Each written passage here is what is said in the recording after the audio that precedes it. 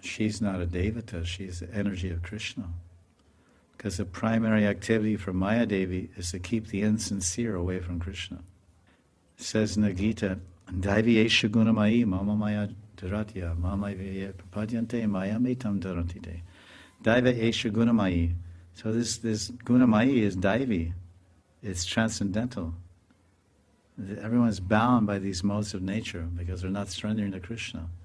But when they become surrendered to Krishna, then the Mahamaya becomes the Yogamaya, and the Yogamaya is Daivi Shakti. Daivi Esha Gunamayi. So the Daivi Shakti.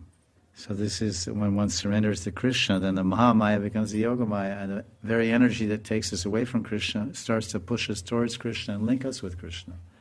So therefore, when one surrenders to Guru and serves him, then he starts to get liberated. He comes under the shelter of Krishna, and Krishna helps him and guides him.